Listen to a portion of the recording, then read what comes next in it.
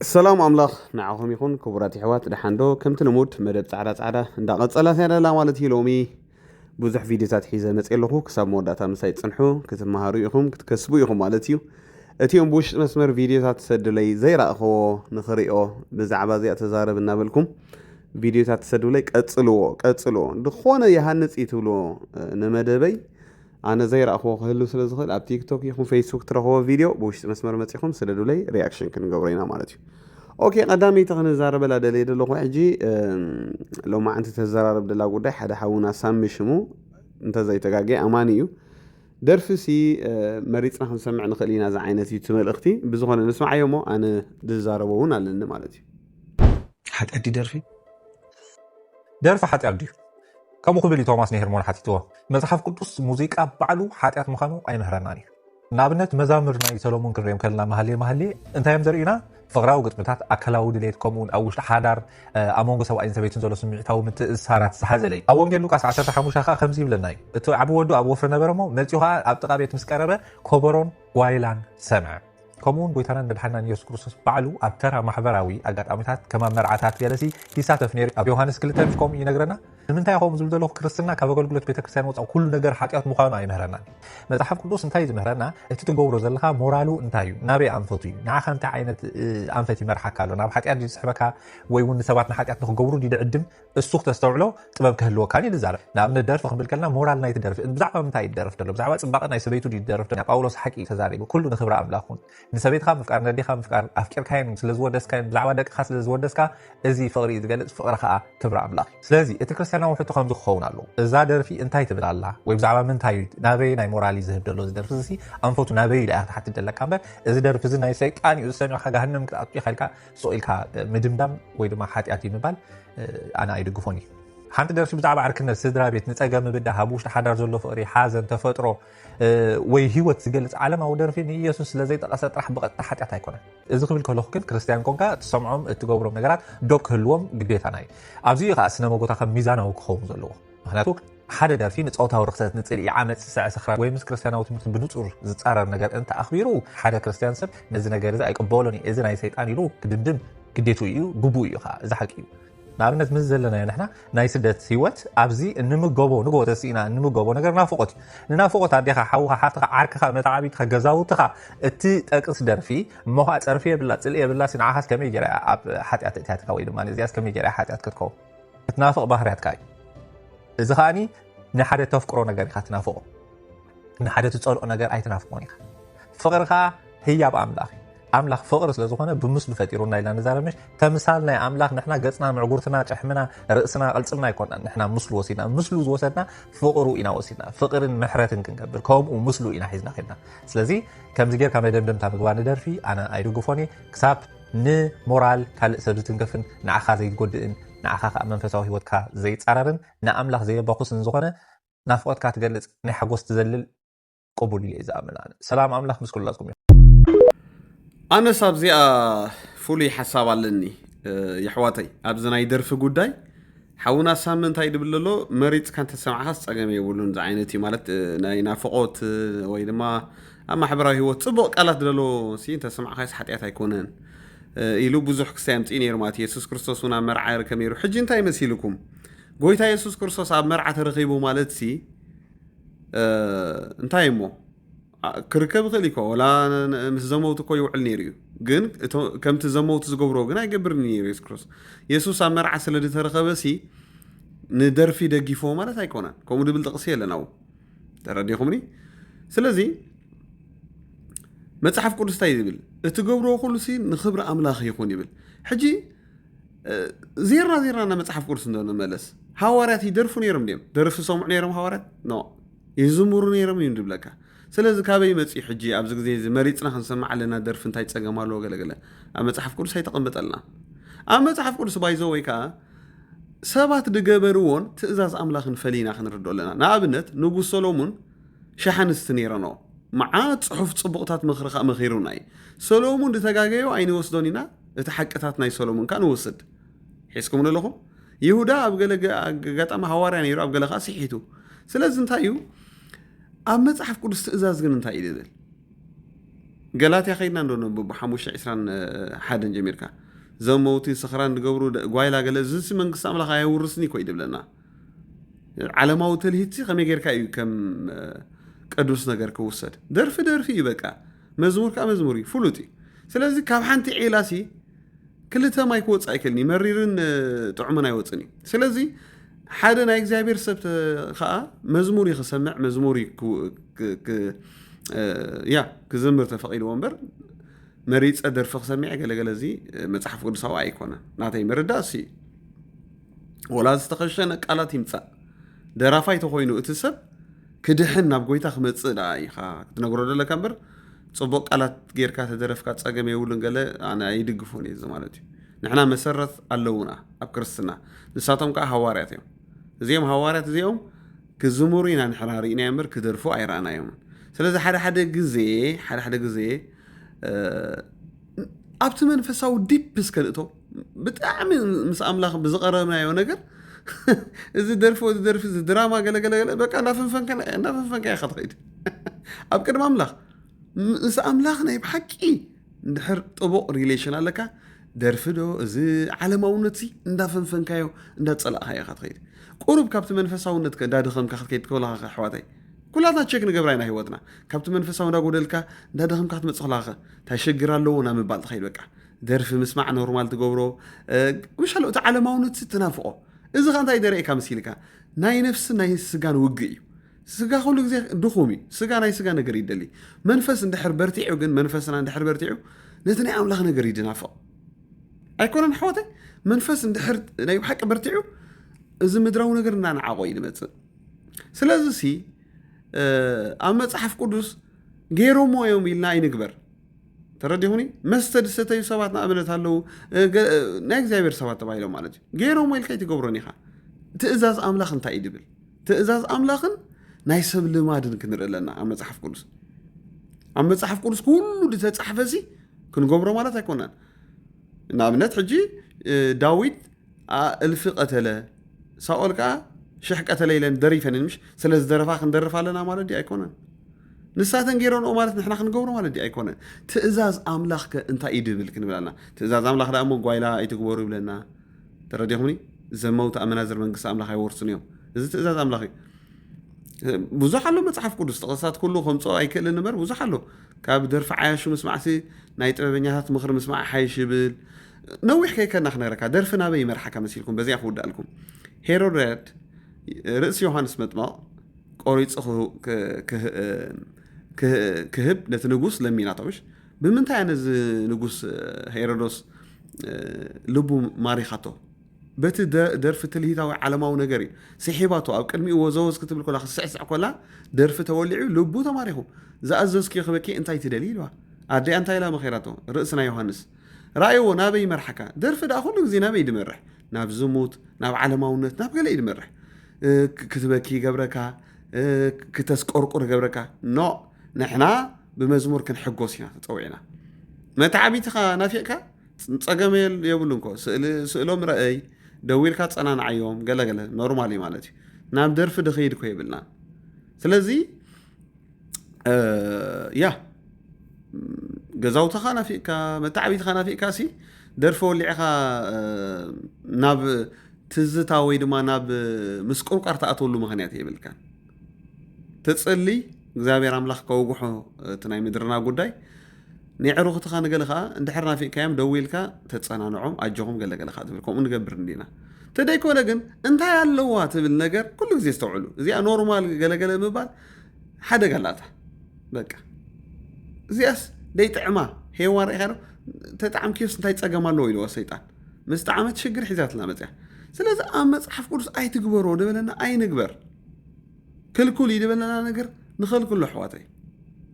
ኖርማል እያ ሽግር ኣላ እዚኣ ኖርማል እያ እንታይ ፀገም ኣለዎ ገለገለና ሳዕቤን ተደሂልዎ ጓይላ ካብ መንግስቲ ኣምላኽ ይትርፊ እዩ ይበለና መፅሓፍ ቅዱስ ስለዚ ዓለማዊ ዘበለ ነገር ደርፊ ሓዊስካ ማለት እዩ ወላ ቃላት ተኸሻሽኑ ይምፃእ ኣይንቀበሉ ኣሕዋተይ ምክንያቱ ትገብርዎ ኩሉ ንኽብሪ ኣምላኽ ይኹን ኢልና መፅሓፍ ቅዱስ ስለዚህ ንጓል ኣጥባትክ ጽቡቕ ዶ ማዓከርክ ከምዚ ዶ ገለመለ ኢሉ ዝመጽእ ቃላት ወላ ጸርፊ ኣይሃልዎ ንጓል ኢሉ ውድስ ኣሎ ንሕና ከዓ ኢየሱስ ክርስቶስ ክንውድሶ ኢና ተጸዊዕና ተረዲኹም ኣለኹም ስለዚህ ቃላት ስለተኸሸነ ጽቡቕ ስለመጸሲ ኣለና እንዶ መዝሙር ብዙሕ ኣለና እንዶ መዝሙር መጸናኒዕ መዝሙር ኣለና ተስፋ ዝህብ መዝሙር ኣለና መዝሙር ከለና ስታይ ኣለና ኢና ናብ ደርፊ ንኸይድ እንድሕር ሓዚና ክንጸናናዕ ንኽእል ኢና ብመዝሙር ያ ኣለኮ ኣብ መዛሙራትና ኮ ስለ ደይ ንሰምዖ ኢና እምበር ተስፋ ንዝቆረፁ መልእኽቲ ኣሎ ተረዲኹም ንዝሓዘኑ መልእኽቲ ኣሎ ብዙሕ ኣሎ መዝሙር ገዲፍካ ናብ ዓለም ናብ ደርፊ ዝስሕበካ ነገር ነዚኣ ናይ ጥዕና ኣይኮነትን ስለዚ ይሕዋጥ ኣይንጋገይ እጂ ገለገለ ሰባት ከምኡ ትርኢ ኢኻ ማለት እዩ ንሳሚ ከምኩ ንዛረብ ኣለኹ ኣብ ገለገለ ሰባት ስብሻሎ ካብቲኣ እንዳሓዋወስካ በያ ዓይነቱ ማለት እዩ ካብ ኮላ ከምኡ ዝበሃል የለን ናይ ዓለም ተኾይንካ ናይ ዓለም እያ ናይ ኣምላኽ ተኾይንካ ናይ ኣምላኽ ስለዚ ናተይ ሓሳብ እዚኣ ጎይታ ይባርኩም ኣብዚኣ ኣብኡ ከለኹ ሓንቲ ነገር ከተንባሃልኩም ዩቲዩብ ቻነል ደይ ትፈልጥዋ ሰባት ብዙሓት ስለ ዘለኹም ማራናታ ቲቪ እያ ትብል መጎስ ንጉሰ እዩ ድብል ከይድኩም ሳብስክራይብ ግበሩ መዛሙራተይ ስብከታተይ ሓፈሻዊ ኩሉ ምክርታት ማሕበራዊ ህይወት ገለ ኣብኡ ከይድኩም ኢኹም ትረኽቦ ሕጂ ከይድኩም ሳብስክራይብ ግበሩ ኣብኡ ተኸታተልዎ ኢቭን ኣብዚ ቲክቶክ ድህቦ ኩሉ መልስታት ኣብኡ ከይደ ዝሰቕሎ ስለዚ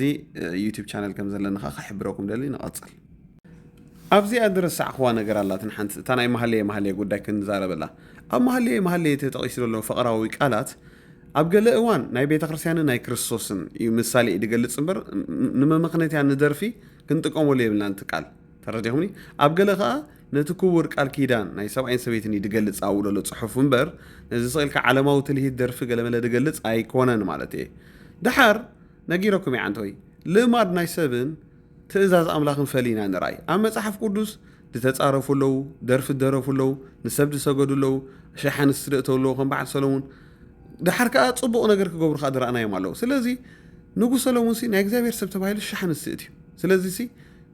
ሰሎሞን ቅዱስ እዩ ተፀዊዒ ንጉስ እዩ ኢልካ ሸሓንስ ኣይትእትውን ኢኻ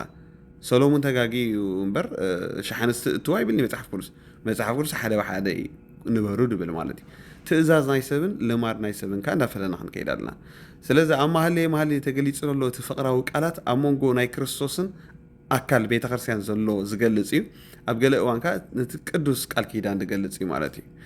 ሕጂ ዜርና ንኸይድ ናብ ክርስትና እንድሕር ተመሊስና ማንም ሃዋርያ ደርፊ ኣይሰምዕን ናይ መታዓቢት ሄዶ ናይ ገለመለ የለን ኣይንርእን ኢና ኩሎም ንክርስቶስ ኣኽቢሮም እዮም ሓሊፎም ንሕና ከዓ ኣሰራሰሮም ኢና ንኽተል ታዋና ቃል ያኮ ቃል ኪዳን ትብል ቃልኮ ተሓፂን ኣይኮነትን ተሓፂን ናይ ብረት ኪዳን እያ ቃል ኪዳን ኣይኮነትን እኮ እዚኣ ነዚኣና ቃል ኪዳን ድብላ ንሕና ቃል ኪዳን ይድብላ ነዚኣና እዚኣ ናይ ቃል ኪዳን ኣይኮነትን ናይ ብረት ኪዳን እያ ናይ ሓፂን ኪዳን እያ ትበሃል እዚኣ ቃል ኪዳን ትወርድ እዩ ኣምላኽ ነቲ ወርድ እዩ ደስለዎ ነዚ ሓፂን ኣይኮነን ነዚ ሓፂን ነቲ ቃሉ ገለገለ ይኽን ደቂ ኣንስትዮ ኣበየላ ቃል ኪዳንካ ኣበየላ ቃል ኪዳንካ ኣበየላ ኣንቲ ከምኡ ትብል ኣብዚ ደገ ውፅኦታ ይፀገመሉ ሱዳ ክስተያን የዋሃትየን ቃል ኪዳንካ ውፅኢኻ ሪኤካ እንዴት ኣለኹ የገብረልክ ተፀገመሉ ደገ ካውፅ እሱ ይኮነን ነቲ ዝኣተዎ ምሳኺ ቃል ካብ ኣፍረሶ ነዚ ከፍርሶ ዳእታ ይፀገማሉ ጠፊኣት ንኽብለክ ክኽእል እኮ እዩ ሚክያስ 2 16 ከመይ ትብልሽ ፍላይቲ ሰበይቲ ቃል ኪዳንካ እያ ትብል ዝኣተኻዮ ቅድሚ ኣምላኽ ቃል ልዕሊ ዝኾነ ይኹን ኣርሴማ ጓሌ ኣምላኽ ዝሪኦ ንቃል ንዓይ ሓደ ሰብ እሙን እዩ ድብሎ ንቃሉ ክነብር ከሎ እዩ ድሌቱ ዓይነት ኣክሽን ይውሰድ ማለት እዩ ነቲ ዝተዛረቦ ቃል ዝነብር ሰብ ይፍርሓካ ነቲ ድበሎ ቃል ዝነብር ሰብ ማለት ደይ ካላበት ሰብ ክልተ መልሓስ ዘይኮነ ከም ድሌቱ ደይ ሰብ ዋን ደይ ክልተ ሻዕና ሓይ ክልተ መልሓስ ተርእየኒ ሰብ ተስ ኦኬ ፀገም የለን ሓውኻ ሓፍተኻ ግን ክትኣምነ ፀገመካ ይወርድ ይትዋና ኣምላኽ ከዓ ኣብታ መርዓ ግዜ እንታይ ቃል ተኣትዋ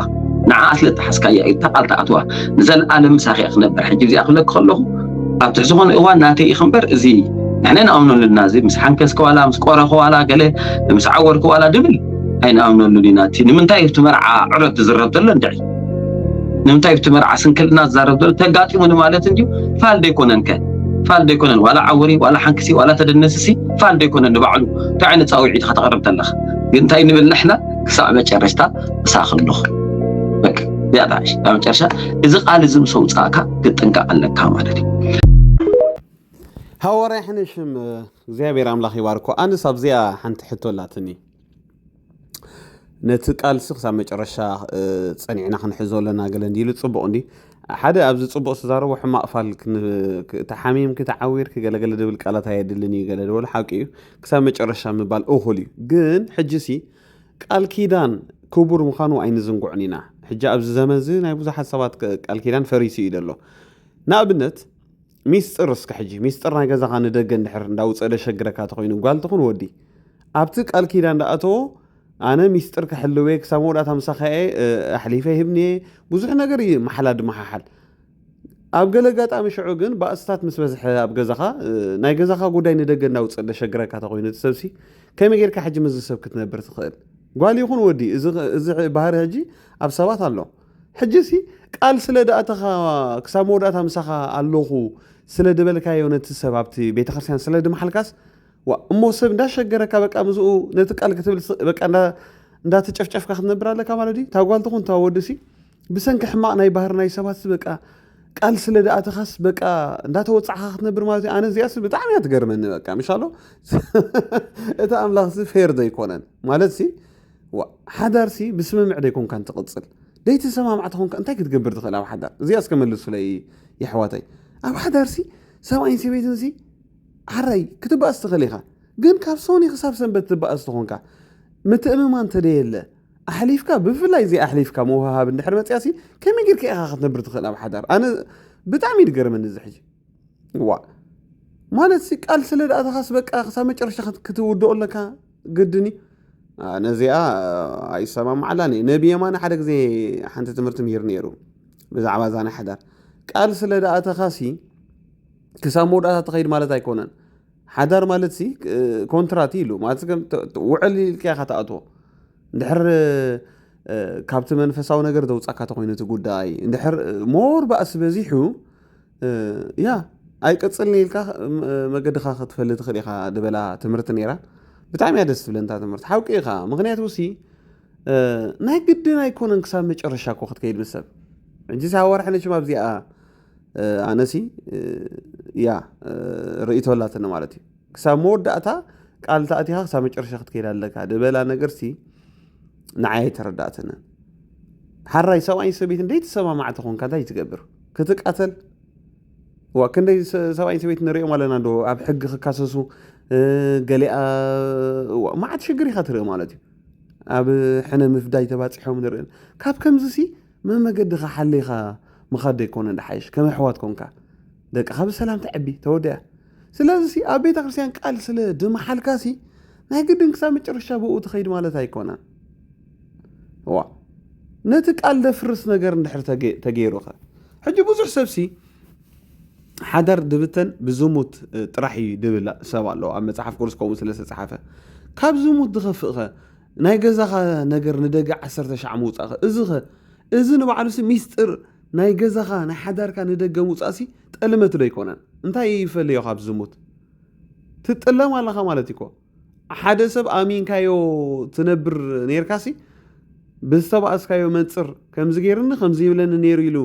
ኣሕሊፉ ድህበካ ተኮይኑ ወዲ ይኹን ጓል ኣነ ሓፈሻዊ እየ ዝዛረብ ዘለኹ ኣሕዋተይ ናብ ካልእ ትርጉም ቃል ካላ ተርጊምኩም ከይተወስቶ ኣብ ዝኾነ ሓዳር የጋጥም እዙ ኣብ ገለ ወዳት ከምኡ ኣሸገርተ ወዳት ኣለዉ ናይ ገዝኦም ሚስጥር ሰኢሎም ንደገ ደውፅኦ ማለት እዩ ብዝተባእሶ ቁፅሪ ኣብ ኣዋልድካ ከምዚ ካ ይርአ ኣብ ገለገለ ደቂ ኣንስቲኻ ከምኡ ንእሽተይ ኣስተባኢስካ ንደገ ምውፃእ ሕጂ ሲ ቃል ስለ ዳእተኻ ኣብ ቤተ ክርስቲያን ሲ በቃ እንዳተወፃዕካ ክትነብር እንዳተጨነቕካ ክትነብር ነዚያ ንዓይ ኣይትርዳእኒ እዚያ ንዓይ ኣይትርዳእኒ ኣሕዋተይ ስለዚ ቃል ተኣትው ኢኻ ሰባት ኢኻ ግን ነቲ ቃል ዘይሕሉ ሰብ እንድሕር ኮይኑ ምክንያቱ ሓዳር ዝፀንዕ እኮ ክልቲኻ ምስ ትሕልዎን ክልቲኻን ምስ ትከናኸኖን እቲ ሓዳር ክልቲኻ ምስ ትጥንቀቐሉ እምበር ሓደ እንዳተጠንቀቐሉ ሓደ ደይግደሰሉ ተኮይኑ እንታይ ክትገብር ትኽእል ሓደ ሓዳሩ ከይትፈርስ ዝሕልው እንድሕር ኮይኑ አንተ በስማሚልና ባንበር አንተ ቀስበልባ አንተ ግደፍባ እንዳበለ እንዳተንከናኸና ነታ ሓዳር ከይትፈርስ ዝኸይድ ተኮይኑ እቲ ያጓልካ በንጻሩ ዓውዓው ትፈትቶ ኮይና ስምዑለይ ራእዩለይ ትፈትቶ ኮይና ከመይ ጌርካ እቲ ሓዳር ክሳብ መውዳእታ ክኸይድ ቃል ስለ ዝኣተወ ተወዲ ኣብ ሓዳሩስ ስለ ድመሓለስ በቃ ክኸይድ ኣለዎ ዘይትከናኸኑ ተኾይና እታ ጓል ነቲ ሓዳር ዘይትሕልዎ ተኾይና ብኣንጻሩ ከዓ ከምኡ ሓንቲ ጓል ንሓዳራ ትከናኸን ተኾይና ሓዳራ ከይፈርስ ትጥንቀቕ ተኾይና እቲ ወዲ ግን ደይግድሾ እንድሕር ኮይኑ ከመይ ጌራ እያ ክሳብ መጨረሻ ክትከይድ ትኽእል እዛ ጓል ቃል ስለ ደኣ ተወስድ በቃ ንዓይ እዚ ኣየርዳእኒ ሓዳር ክልቲኻ ኢኻ ትሰርሖ ሓደ ደይግደስ ተኾይኑ ግን ምብታና ኣይትርፋን እዩ ስለዚ ኣብዚኣ ኣነ ምስ ሓዋራ ሓነሽም ኣይሰማማዕነ ከምዚ ክኸውን ደለዎ ርኢኹም ኣለኹም ተቃወሞና ኣብቲ ንሰማማዓሉ ንሰማማዕ ኣነ ብዙሕ ግዜ ቪድዮ ናይ ሓዋራ ሓነሽም የምፅእ ብዚ ትርእይዎ ኢኹም ኣብታ ድሰማማዓላ ይሰማማዕ እየ ድብል ኣብታ ደይሰማማዓላ ከዓ ከምዚኣ ኣነ ኣብዚኣ ይሰማማዕኒ እየ ድብል ኩሉ ክርስቲያን ከዓ ከምዚ ዓይነት መርገፂ ክህልዎ እየ ኣነ ድፅዕር ዘለኹ ለይትን መዓልተን ምክንያቱ ሕጂ ሽግር ኮይኑ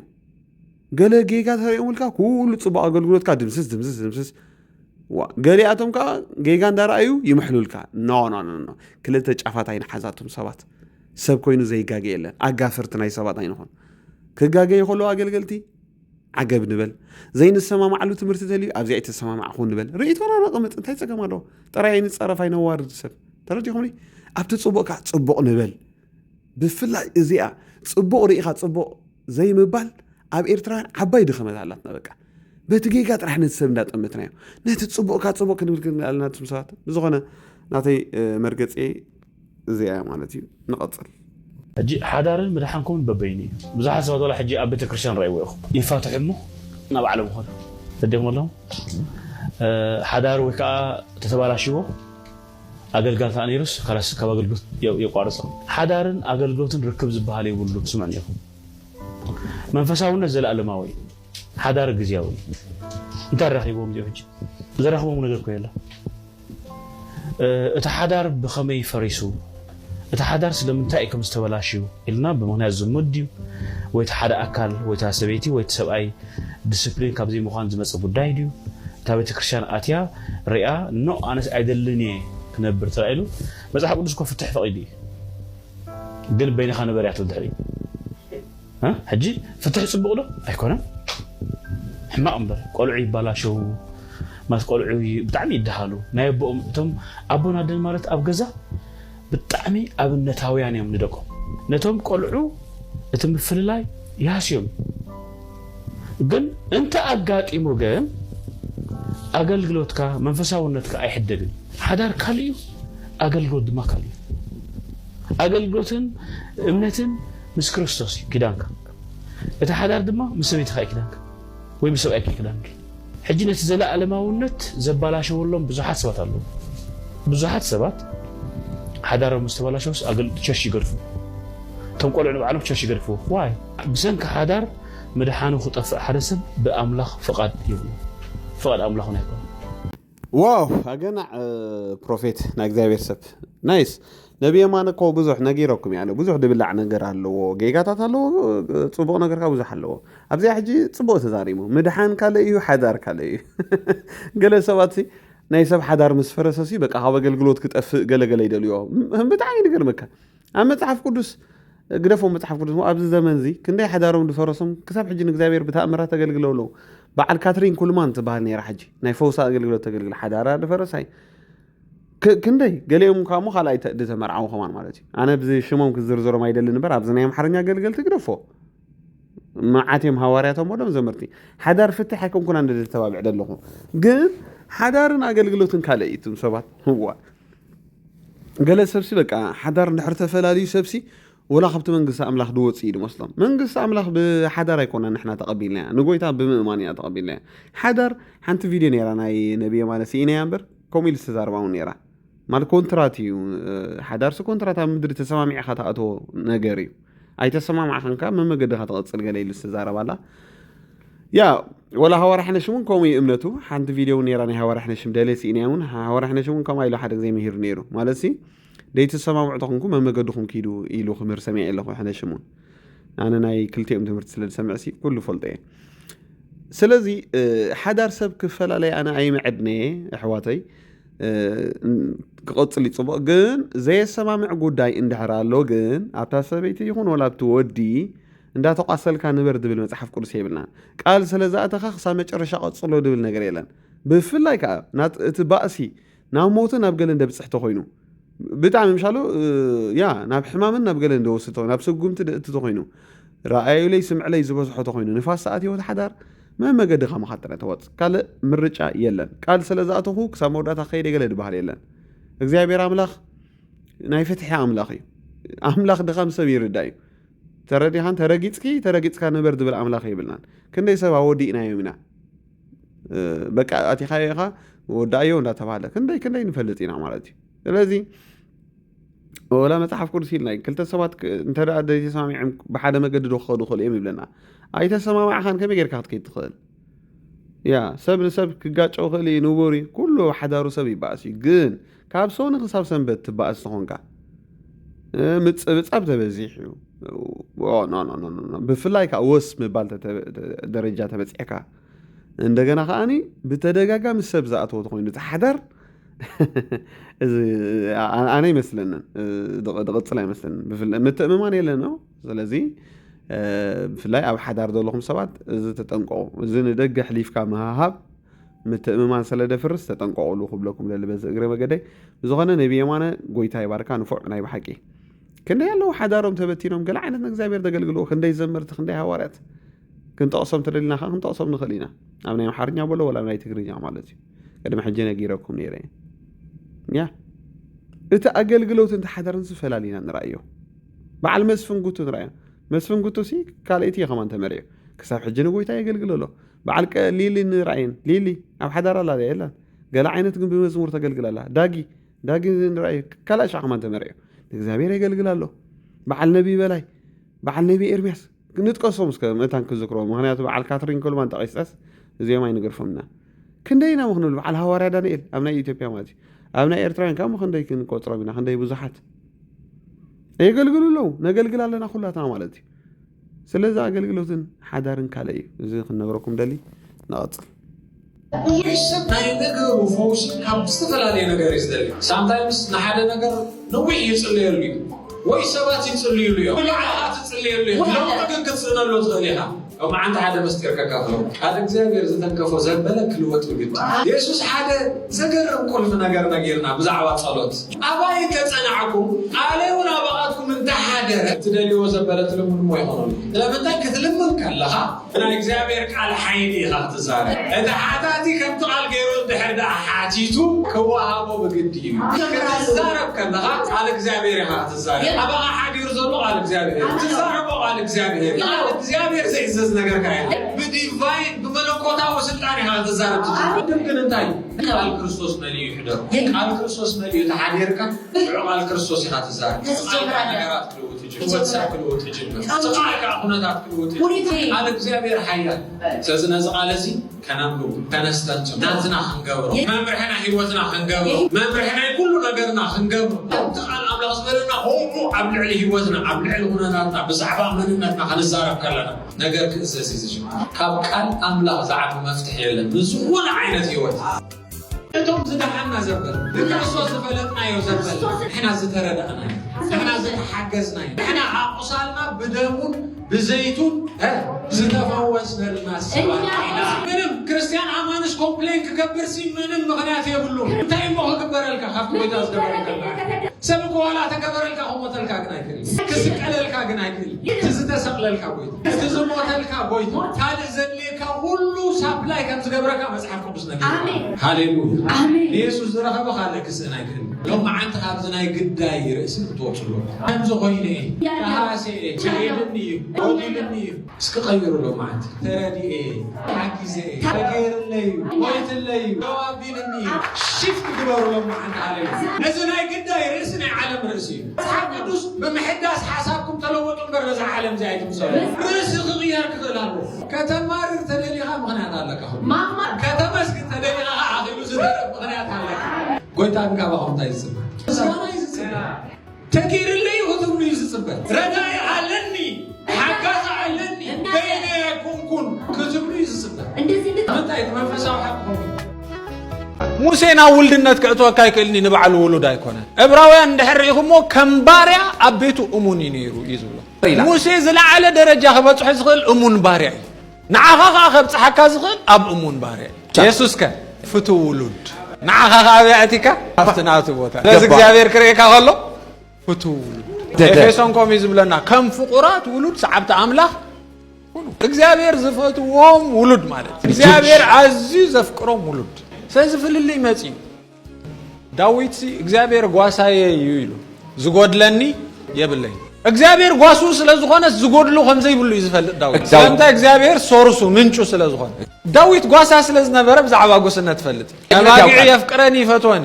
እግዚአብሔር ከማባጊዕ ተዝቅበለና ከማን ሓደ ነገር ጽቦ ነገር ይምሽ እጅግን ለዕሊና ኸይድ ዳዊት ንእግዚአብሔር ከም ጓሱ ይዝፈልጦ ንሕና ከም አቦና ኢና ንፈልጦ ጓሳ ነባጊዕ ይዕድገኒ አቦ ግን ደቁ ይወልዶም ካብ ጉስነት ዝሓለፈ ደረጃ ያበጽ ጓሳ ነባጊዕ ሓርደን መሰል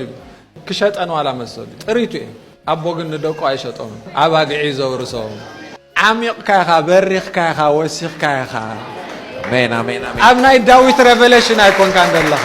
አቦ ማለት ምንጭ ማለት ሶርስ ማለት ስለዚህ ናይ ውልድነት ጥቅም እንታይ ይመስልኩም ምስቲ ሶርስ ኢኻ ኮኔክትድ ትኾኑ የልጅ ዕረፉ እመኑ ውሉድ ይኹን አመስግኑ كيدون حونا እግዚአብሔር አምላኽ ይባርኮ አነ ወልሓንቲ ብጣዕሚ ለንቅነ ይባርከን ሎ ዝሓውና ነተባባዓይ ምስከቱም ሰባት አገልግልተና ነተባብዕ አፍሉጦና ሀብ ብለኩም አላተማ 10 ሸዕባ ኤርትራውያን ሰልካ ናብ ጎረቤት ጥራይ ዘብዘባ ይትበል ኣለውኻ ብቋንቋ ካደቃ ዓድኻ ሐዋርያት ነቢያት መምሃራን ኣለውኻ ባርኮም ተጠቀመሎም እዚያ ጥራይ ድብለኩም አነ ንቐፅል 7 ዓመት ዕድመ ተሂብካስ እስኪ 30 ዓመት ገለስ ሓሱ እስኪ በቃ በዓል ፈልጥ سو نوي عندي قد وأبتا أقام ما تكاسي كمود باكارو أنا زحاتي إذا موت هاي كل اللي الكاس تنسح هاي تقولي ود باكارو بس مثلا ولا عندي بقى حتى فيت راح تقبل نيز بالله تيساس كوين زقبر فوق نيساس ككلاخل زقاق هو حزبنا زقاق هو ناديتاتنا حتى يتقبلوني إزبلني روتك ود باكار تسبق هايلو تقبلنا كلنا رايت عريات تاريخ حجي نود بكره خبطم حاولت تصرحوني ماشي لني قايلنا بك ماشي لني اعتراض هنص لكم ماشي لنس يعني يا ده حرب صحفتهم كيدس من يخمس بولني ترديني سب من يخمس بولنس بقى ترديني شو انا اكو من يحسبها لكم شي ساعتكم اتفاوتكم كل زين ግን ዓለም አርኪባቶም በቃ ክልተ ሞት ዝበሃል በኸምዛ ዓይነት ክሕደት ናይ ህዝብን ናይ ሃገርካ ናይ ህዝብኻን ክሕደት ሞት ከርክበካ ኾሎ ሞት ከርክበካ ኾሎ ተማሃሩ በቃ ሰብሲ ኣብዛ ዓለም እዚ ሰብዓ ድዩ እንተ ኮይኑ 80 ነብር በቃ ካብኡ ንኔው ዘለስ ኣብ ታሪክ ዝነበር ድሕሪ መቃብር ነርኣያ ደስታ ዘኪርዎ ዝፈልጥ ሰብ የለን ድሕሪ መቃብር ንግርማ ኣስመሮም ዘኪርዎ ዝፈልጥ ሰብ የለን ድሕሪ መቃብር ንኣምነ ደስቆሬስ ዘኪርዎም ዝፈልጥ ሰብ የለን ድሕሪ እታ ቀብሪ መዓልቲ ንኣምነ ጨርሎስ ዘኪርዎም ዝፈልጥ ሰብ የለን ንኣብና አንጦንዮስ ከዓ ድሕሪ መቃብሮም ረሲዕዎም ዝፈልጥ ሰብ የለን ረሲዕዎም ዝፈልጥ ሰብ የለን እዛ ሓውና ውፉ ይበሃል በየነ ይበሃል ፖለቲካ ካንእሽ ሕውስ ክነብለልኩም ብጣዕሚ ድፎቶ ኣነ ሓቀኛ ሰብ እዩ ሪኢኹም ኢኹም ዝዛረቦ ፀንሐ መሬት ኣይወድቕን ይዘረቡ ያ ብጣዕሚ ማሪኻት እንተዘረባኖ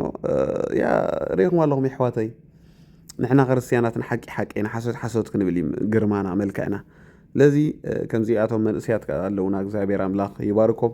ንሕና ኣብቲ ፖለቲካ ኣመንቲ ክንሳተፍ ክንክእል ኣለና ሓቂ ክንዛረብ ክንክእል ኣለና ሰብ እንዳሞተ ሰብ እንዳፀነተ ኣይግድሰንን ኢየሱሰይ ሃሌሉያ ጥራሕ ኖ ክትኣትዎ ኣለካ ኣቲኻ ክትዕሪ ክትእል ኣለካ ንሲኦል እንዳኸደ ባባ ኢሳያስ ስቕ ትብል ኖ ዓገብ ባባ ኢሳያስ ትጋገይ ኣለኹም ሰብ ተጥፍኡ ኣለኹም ንስሓ እተው ትብሎም ንሕና ስቕ ስለ ድበልና ረእይዎም በዓል ውፉይ ፖለቲከኛት ንስሓ እተው ኣለዋ እስኻ ፓስተር ሃዋርያ ነቢ ጉዳይ ኣይኮነን ፖለቲካ ናይ ኤርትራ ኢልካ ስለ ዝገደፍካዮ በዓል ውፉይ ነለው ተነስሑ ብለዎም ኣለዉ ንበዓል ኢሳያስ ኣምላኽ እኳ ገርም ይድብለካ በቲ ዛረብ ግን እዚ ስራሕ እዚ ንሕና ክንሕዞ ኮይ ድግባእና ንሕና ከም ጴንጠሲ እዚ በዓል ውፉይ ድገብሮ ዘለውሲ ንሕና ኮይና ክንገብሮ ድግባእና ባባ ኢሳያስ ትጋገይ ኣለኻ ዓብ ሰብኣይ ደይኮንካን ኣሪካ ትኸይድ ኣለኻ ናብ ሲኦል ትወርድ ኣለኻ ብፆትካ ጠሊምካ ፍትሓዮም ከምዚ ኣይግበርኒ ነውሪ ሓጢኣት ህዝብን ሃገርን ተፅንታ ኣለኻ ንስልጣን ክትብል ተነሳሕ ክንብል ይድግባእና የስ ኣብ መፅሓፍ ቅዱስ ዘለዉ ነቢያት እኮ ከምኡ እዮም ዝገብሩ ነይሮም ኣሕዋተይ በዓል ነቢ ኤልያስ ንበዓል ኣካብ ይግስፆም ነይሮም በዓል ዮሃንስ መጥምቕ እንታይ ዳኣ ናይ ሎሚ ሃዋርያት ነቢያት እዚ ደፍርሓና ምድራውያን ሰባት ኮይና ፈራሓት ኮይና የስ ምእመን ከይሃድሙና ንፈርሕ እዚ ኮ ይሽግርና ንጨክን ሎሚ ሰማያዊ ነገር ንፀምታትም ሰባት እዚ ምድራዊ ነገር ገዲፍና ክንከይድ ኢና በቃ ኢየሱስ ክመጽእ ቀሪቡ እንዲ ክትንጠቕኒ ቤተ ክርስቲያን እንታይ ኢሳያስ ትፍራሕ ኢሳያስ ከመኻሰብኒ ገሃነብ ትኸይዳ ኣለኻ ኢሳያስ ተነሳሕ ትብሎ ብዝኾነ ንሕና ክንገብሮ ግባእና በዓል ውይፉ ይገብሮ ኣለዉ በዛ ኣጋጣሚ ክንመኽረኩም ፓስተራትኩም ሃዋርያትኩም ነቢያትኩም ንሓቂ ደወሉ ንፍትሒ ደወሉ እዚኣ ክብለኩም ደሊ ንቐፅል ያልተጨረሰ ፌስቡክ ሙጥጥ ተደርጎ የሚታየው ጸሎት ቤት ፕሮግራም እስኪጀምር አንዳንዱማ በስብከትም መሃል በትምህርቱም መሃል መልእክት ልውውጥ የቴክስት ልውውጥ አንዳንዱ ከወንበሩ ላይ ዝቅ ብሎ ሄሎ አገልግሎት እየተሰጠ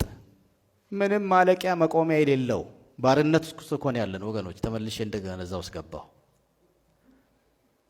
ድሮ ጸሎት ቤት ስንቀመጥ የመጀመሪያ ስራ ሄሎ ምን ማድረግ ነው? አሁን እንጸልይ የሚል ማስታወቂያ ተነግሮም እንኳን ሰው አይጸልይም። ይከብዳል በጣም። አንዳንድ ሰው ቁጭ ብሎ ግን እንደዚህ ይላል። በጣም ይከብዳል። ያውም የእግዚአብሔር ቤት በተባለበት የአምልኮ ቦታ በተባለ ጸሎት ቤት ተብሎ በሚጠራ ቦታ አንዳንድ ሰው አይጸልይም። የሚጸልዩትን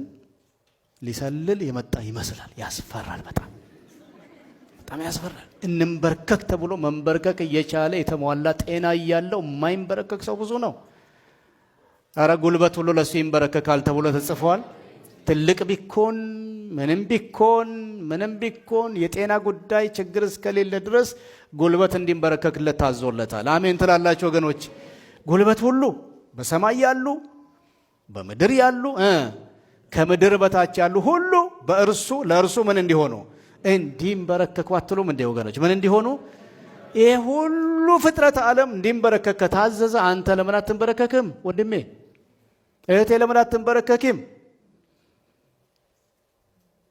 ጸሎት ቤት ከመጣን ቤቱ ምንድነው? ከነስሙ ጸሎት ቤት ነው። ከነስሙ። ስለዚህ ተንበርከን እንጸልይ። ትንሽ ሰዓት በቤታችን እንጸልይ። ምን በስራ ብንወጠር የውጭውም የቤቱም ኃላፊነት ያለብን ሰራተኛ ቀጥረን ማናሰራበት አገር ቢሆንም ግን እንደምንም ትንሽ ደቂቃ በፊቱ እዞም አቦና ፓስተር ታምራት ድበለዎስ ሓቂ ናይ ሓቂ ኣምላኽ ናብቲ ናይ ቀደም ህይወት መልሰና ቶም ሰባት እዚ ሞባይል ዝበሃል ነገር ንኩላትና እኳ ሒዘና ተቆፃፂርና ብጣዕሚ ኮይ ድገርመካ ምክንያቱ ሲ ቸርች መፂሎም ሰብሲ ድፅሊ የለን ኩሉ ሞባይል ይድጥወቃ ሞባይል ኣብ ቸርች ኮይኑ ፌስቡክ ጥቀም ቲክቶክ ጉድ ኢኻ ትርኢ በቃ ኣቦ ብጣዕሚ እዚ ሞባይል ሲ ቸርች ምስኣተኻ ሲ ኣብ ገለ ተቐምጦ ስፍራ ተድህሉ ኢኻ ትብል ሓደ ግዜ ሲ ምክንያቱ ወላ ኣብ ኣምልኾ እንተርኢኻ ሲ ሰብ ምምላኽ ገዲፎሎሚ ሰብ እንዳዘመረ እንዳምለኸ በቃ ምሻሎ ሞባይል ኣውፅኡ ክሰኣል ኣብቲ ኣምልኾ ክቕዳሕ ገለ ኢኻ ትርኢ ቲክቶክ ከፊቱ ኣብኡ ሕጂ ናበይ ኢድ ኸይድ ደሎ እቲ ክርስትና ገለገለ ትብል ተረዲኹምኒ ገለ ሰብ ካብ ልቡ የምልኽ ገለ ሰብ ካብኡ ቪድዮ ክቐድሕ ውዕል ማለት እዩ ቪድዮ መቕዳሕ መዘከርታ መሓዝ ገለ ፅቡቕ እንዲ ግን ሙሉ መዓልቲ ቪድዮ ክትሕዝ ኣይትውዕልኒ ኢኻ ተረዲኹምኒ ሕጂ ብፍላይ ግን ኣብ ጸሎት ማለት እዩ ሰብ እንዳጸለየ ከሎ ኣብ ቸርች ፌስቡክ ምጥቃም ሞባይል ምጉርጋር ገለገለገለ ሲ ፅቡቕ ኣይመስለኒ ንዓይ ስለዚ ፅቡቕ እዮም እዚኦም ፓስተር ተዛሪቦም ኣምላኽ ናብቲ ናይ ቀደም ክርስትና ይመልሰናቶም ሰባት እቲ ናይ ቀደም ክርስቲያናት በቃ የሱስ ምስ በሉ እንድሕሪት የለን ሎሚ ተቐይሩ እዩ ኩነታት ኣሕዋተይ መዓሲ ድውድእ ጸሎት እንዳበልካ እዩ በቃ ጸሎት ወዲኦም ነም መዝሙር ወዲኦም ነም ኣብታ ስብከት ክመጽእ ይድብለካ ናይ ሎሚ ሰብ በቃ እታ ጸሎት ክሳብ ትውዳእ ፅበ ምክንያቱ ጸሎት ዘይፈትዎ ወለዶ እዩ ኮይኑ እዚ ካብ ኩላትና ደሎ ድኻሚ ኣምላኽ ሓይለ ይሃበና ካልእ ንብሎ የለን ኃጢአት እንደፈለክ እያረግ የእግዚአብሔር ክብር ይገለጥብኝ ማለት አትችልም የቅድስና ለእግዚአብሔር ስለሆነ የቅድስና ምንጭ እሱ እኮ እግዚአብሔር ነው ጸጋ ሰጥቶናል ግን ሰነፍ ሆኜ በቸልታ በንቀት ኃጢአት እንደ ውሃ የምትጨልጥ ከሆነ ክብር እየጎደለ ነው የሚመጣው ይህን ምሳሌ ቢሰጥ ሳምሶን ጥሩ ምሳሌ ነው በብሉይ ኪዳን ጉዳዩ ከጸጉሩ አይደለም ከቃል ኪዳን ነው የበር ይገነጥላል አንበሳ ይቦጫጭቃል ሊቋቋሙት አልቻሉም እና በአንድ ቀን ሺውን ይረፈረፍልሃል ይሄ የተለየ ቅባትና ሚስጥር አለው ብሎ አምነዋል እና ደሊላ ሰልላ አገኘችው ስለዚህ ከማይገባው ጋር ናዝራዊ ሆኖ የተለየው ደሊላ ጉልበት ላይ ተኛ ጸጉሩን ላጨችው። ተራ ሰው ሆነ እና አላገጡበት። አሁን በአዲስ ኪዳን እኛ ልዩ ኮን ለእግዚአብሔር የተለየን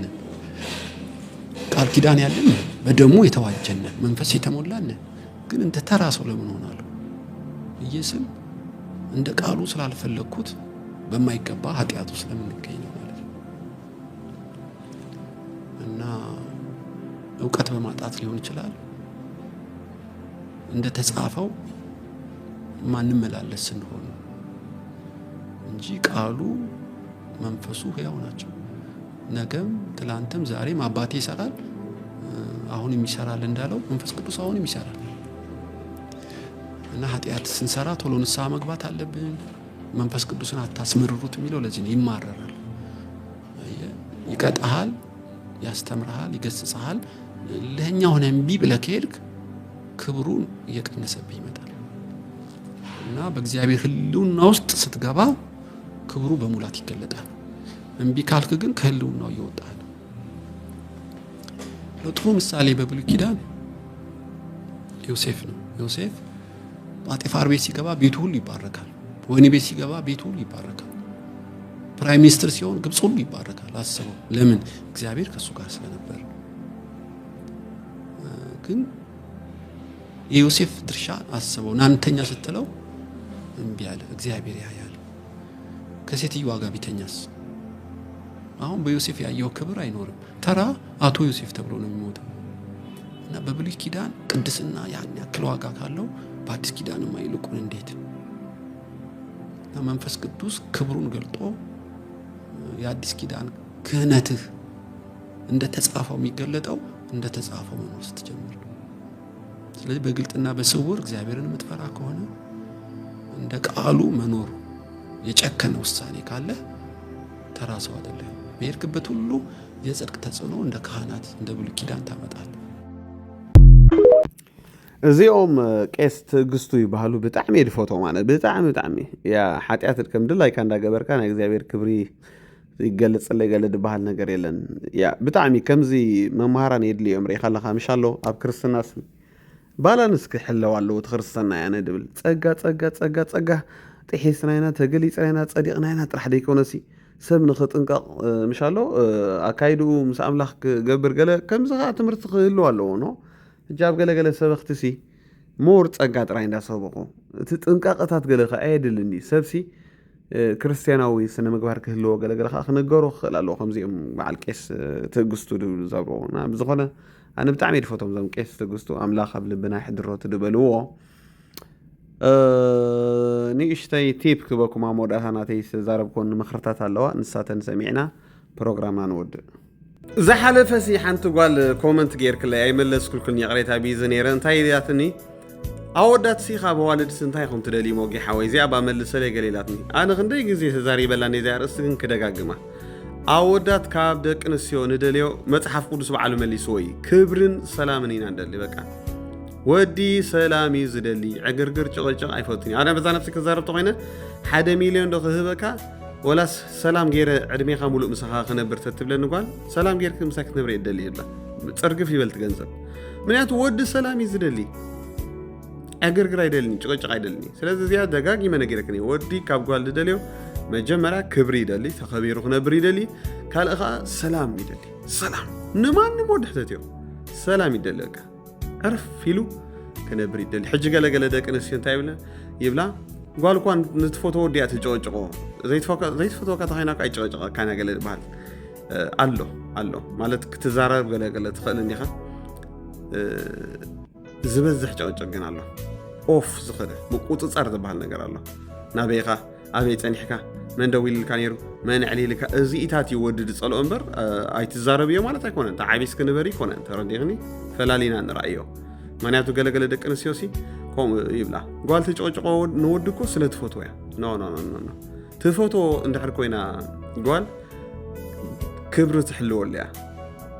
ቦርደር ዝበሃል ኣሎ ባውንድሪ ኣይትሰግርን እያ ክብረቱ ኣይትግህስን እያ ትረዲኽን ኣለኺ ያ ልቡ ክሳብ ድጠፎ ኣይትጨቕጭቆን እያ ሰላም እያ ትህቦ ሓንቲ ጓል ንወዲ ድሕር ናይ ባሕቂ ተፍቅሮ ተኾይና ተኽቡር እያ ክብሪ ትህቦ እያ። እዚ ማለት ኣይትዛረብ እዮ እንድሕር ተጋጊ ኣይኮንና ንብለክድና ግን ኣትዩ ወፂኡሲ ዝጨቃጨቃ ደቂ ኣንስትዮ ኣለዋ እዚ ሕጂ መሳርሒ ሰይጣን ይኸውን ክደለኺ ባዕሉ ገዝኡ ገዲፉ ክሃፅ ክብል ትገብር የለኽ ማለት እዩ ባዕልኺ ደፊኺ ካብ ገዝኡ ተውፅእ የለኺ ኣብቲያ ማዕዶኻ ክትፀንሐ ሓንቲ ጓል ቆብ ክተብሉ እያ ማለት እዩ ሽዑ ሰብኣይ ተመንጢለ ዶ ገለ ይመፅእ ማለት ባዕልኺ ግን ቤት ክፍሪስክ ማለት እዩ ስለዚ ደቂ ኣንስትዮ ንሰብኡት ኣይትዛረባ ይኮና ንብለክ እንደለና ጭቕጭቕ ዝበሃል ነገር ግን ክትገድፍ ኣለክ ኣቲኻ ወፂኻ ምስ ሰብኣይ ምምልላስ ምፅራፍ ዳርጋ ምምልላስ ሰላም ምኽላእ ኣብ ገዝኡ እዚኣ ወዲ እታ ድፀላይ ግዳም ሓደር ኮይኑ ክነብር ከማን ይደሊ ካብ ከምዚ ነገር እዚ ማለት እዩ ስለዚ ምዝራብን ምጭቕጫቕን ፈላሊና ንራዮ ጭቕጭቕ ማለት እኮ ኩሉ ግዜ ምባእስ ማለት እዩ ካብ ሶኒ ክሳብ ሰንበት ከመይ ጌርካ ምስ ሰብ ትባእስ እዚ ሕማሚ ክትፈወስ ኣለክን ማለት እዩ ተረዲቕና ንለኽን ስለዚ ወዲ ካብ ጓል ዝደልየ እንታይ ለክን መጀመርያ ክብሪ ይደሊ ዘይደልየ ነገር ከንታይ ጭቕጭቕ በቃ ሰላም ክትፈጥሩሉ ኣለኪ ልዕሊ ኩሉ ደቂ ተባዕትዮ እንደልየ ንዕና ሰላም እዚኣ ክብለክን ሽምኩም ንዘፀልሙኹም ሰባት ከመይ ጌርኩም ኣፎም ተዓብስዎም ሓንቲ ምኽሪ ወስክ ንብለልኩም እየ ድሕሪ ሕጂ ከምዚ ምኽርታት ከዓ ክቕፅል እየ ማለት እዩ ኣብቲ ፖለቲካ ጥራሕ ደይኮና ንሳተፍ ኣብቲ መንፈሳዊ ኣብቲ ማሕበራዊ ሂወት ምኽርታት እውን እናተሳተፍና ክንከይድ ኢና ማለት እዩ ንመንእሰያት ዘነቓቕሕ ከምዚ መልእኽቲ ናይ 3 ደቂቕ ናይ 2 ደቂቕ እንዳሃብኩ ከይደ ኦኬ ብዙሓት ሰባት ሽሞም ክፅልም ከሎ ይስንብዱ ይጉድኡ ንምንታይ ከምዚ ኮይነ ንምንታይ ከምዚ ኢለኒ ንምንታይ ከምዚ ኢላትን እናበሉ ብዙሓት ሰባት ክጉህዩ ትርኢ ኢኻ ኣብ ሂወት ወይ ከዓ ምስኦም ደፀልሞም ሰባት ሕሳብ ክወራረዱ ትርኢ ሕነ ክፈዲ ትርኢ ገለ ብዙሕ ኣነ ሓደ ነገር ክነገርኩም ሽም ዘፀልሙ ሰባት ገዛ እንዳኸዱ ድሓሚ ገዛ እንዳውረዩ ሽም ሰብ እንዳልዓሉ ደፀልሙ ሰባት ግደፍ ኢልካ ክጎድፉ ይኽእሉ እዮም ልማድ ኣመል ከዓ ኣምላኽ ጥራይ ክቆርፀልካ ዝኽእል ኣይተፀልመኒ ሽመይ ኣይተነውሮ ሽመይ ኢልካዮ ዝገድፎ ይኮነን ወይ ድማ ትገድፎ ይኮነትን ኣብ ወዲ ይኹን ኣብ ጓል መንፈስ እዩ ፅቡቕ ግበረሎም ሰናይ ግበረሎም ግድና ደፀልሙኻ እንታይ ኢኻ ኢልካ ልማድ እዩ ኣመል እያ ብኸመይ ነዚኦም ሰባት ኣፎም ተዓብሶም ግን ሓንቲ ሜላ ክነግረኩም እሳቶም ሽምካ ከፀልሙ ከለዉ ወይ ድማ እሳቶም ሽምካ ከፀልሙ ከለዉ ሓፍተይ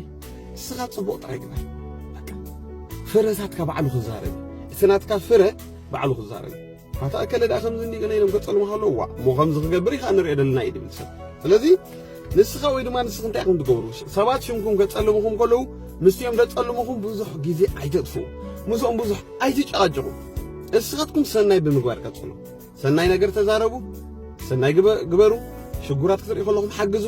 ኣብ ማሕበራዊ ሂወት ኣብ ፖለቲካ ይኹን ኣብ መንፈሳዊ ጉዳይ ንሰብ ዝሃንፅን ዝጠቅምን ተዛረቡ 4 ነጥቢ ካባኹም ትግበር ነገር ግበሩ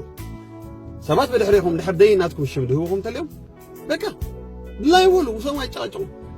ወላ መፅሓፍ ቅዱስ ኮ ምስ ኩሉ ሰብ ብሰላም ክትነብሩ ፃዓር እዩ ብኣኹም ዝመፅእ ሰላም ብኣኹም ዝመፅእ እዩ ብኣኻ ብዝመፅእ ነገር ባእሲ ጥራሕ ኣይሃሉ እምበር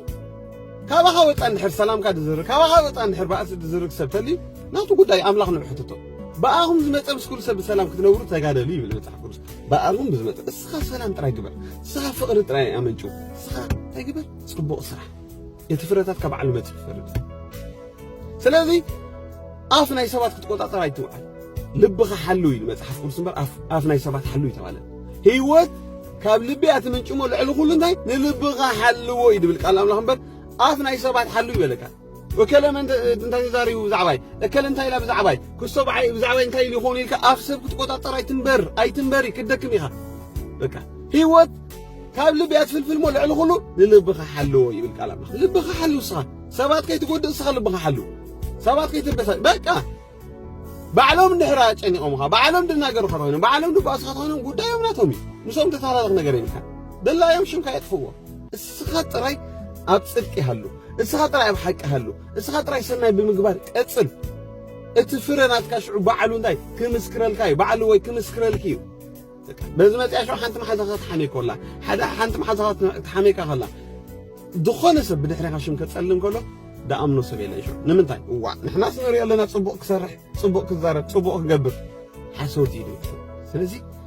سبات سنكون كتصلون كلهم مسلم تصلون بزح عيت تشاجو شماية تدفعوا شماية تصلون عيت تبلو ስለዚህ በልካይ ተቀየር ነገር የለን አመልዩ ወይ ድማ ልማድ ወይ ድማ ልማዳይ ሰንሓንቲ ነገር ኢኻ ትገብር ሰናይ ነገር ትሰርሕ ሰናይ ነገር ትገብር ጽቡቕ ነገር ትዛረብ ኣርባዕተ ነጥቢ ህይወት ካብ ልቢ ኣትፍልፍል ልዕል ኩሉ ልብኻ ሓልዎ እምበር ኣፍ ናይ ሰባት ሓሉ ኣይተባሃልና ሓፃር ምኽሪ እዚኣ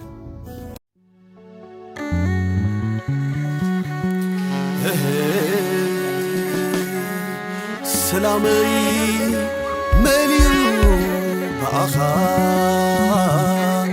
ዕረፍተይ መሊኡ በኣኻ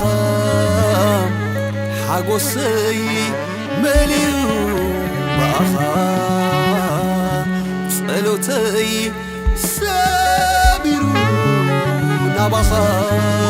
ኣምላኸይ ተመስገን ተመስገን አምላኸይ ተመስገን ተመስገን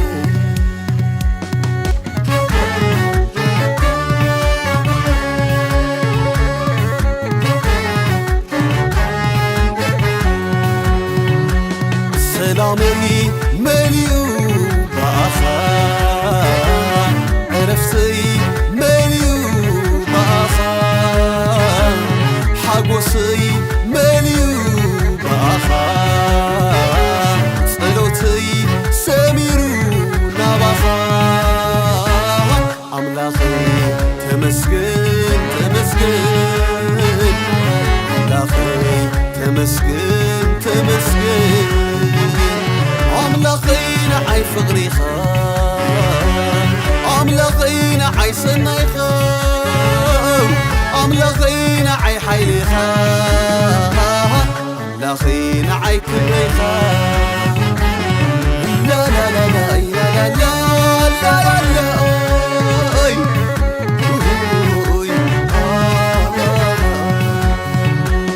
ምረተይ ናብ ጥዑም ቀይርካዮ ጎይታ ጓህየ ያርሕካ መሊእካ ንደስታ ልበይ ተሓጒሱ ኢየሱስ የመልኽ ንዓኻ ልበይ ተሓጒሱ ኢየሱስ የኽብር ንዓኻ ኣታ ጎይታ ሰላም ክውድሰካየ ስለቲ ምድሓንካ ክምስክረልካየ ብመዝሙር በገና ክዝምረልካየ ኣብ ቅድሚ ህዝብኻ ክዕልለልካየ ከምልኸካየ ኩል ጊዜ ከምልኸካየ ኩል ጊዜ ጎይታይ በይንኻ ክበር በይንኻ ንገሰለይ ጎይታይ በይንኻ ክበር በይንኻ ንገሰለይ በይንኻ ንገሰለይ በይንኻ ንገሰለይ በይንኻ ንገሰለይ በይንኻ ንገሰለይ ሰላመይ መሊኡ በኣኻ ዕረፍተይ መሊኡ በኣኻ ሓጎሰይ መሊኡ በኣኻ ጸሎተይ ሰሚሩ ናባኻ ኣምላኸይ ተመስገን ተመስገን ኣምላኸይ ተመስገን ተመስገን ኣምላኸይ ንዓይ ፍቕሪኻ ኣምላኸይ ንዓይ ሰናይኻ ኣምላኸይ ንዓይ ሓይልኻ ኣምላኸይ ንዓይ ክብረይኻ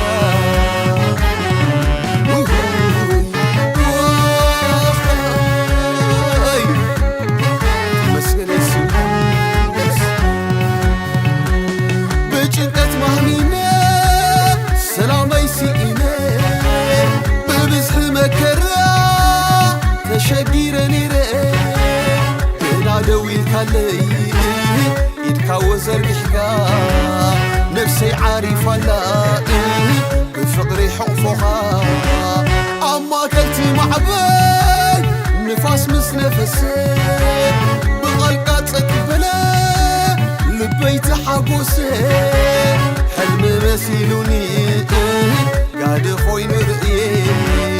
ኣተዓቢ ኣምላኽ ኣነስ በኣኻ ኾሪዐ كملخكاي كل جزي كل جزي كملخكاي كل جزي كل جزي قويتاي بين غاغبر بين غاني قسلي قويتاي بين غاغبر بين غاني قسلي بين غاني قسلي بين غاني قسلي بين غاني قسلي بين غاني قسلي سلامي مليو باخا عرفتي مليو باخا حقصي مليو باخا سلوتي سميرو نباخا أملاخي تمسكن تمسكن أملاخي تمسكن تمسكن أملاخي نعي فغريخا أملاخي نعي سنايخا أملاخي نعي حيليخا أملاخي نعي كليخا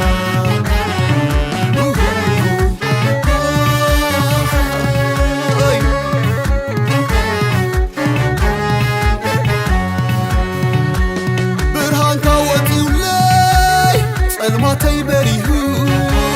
اتزخب دمي لوم وقليو كمرو بسلامكا عوشتي وحيزو كل تجنتي انه بريو حج سرخي بكا نايل بيت صانت باخا ملئ نايوت برخت حراوتي قويتا كابت تسلمات هيوت كلو مليء لي ينبر بعوت كملخكاي كل جزي كل جزي كملخكاي كل جزي كل جزي قويتاي بين غاغبر بين غاني قسلي قويتاي بين غاغبر بين غاني قسلي بين غاني قسلي بين غاني قسلي بين غاني قسلي بين غاني قسلي بين غاني قسلي بين غاني قسلي بين غاني قسلي بين غاني قسلي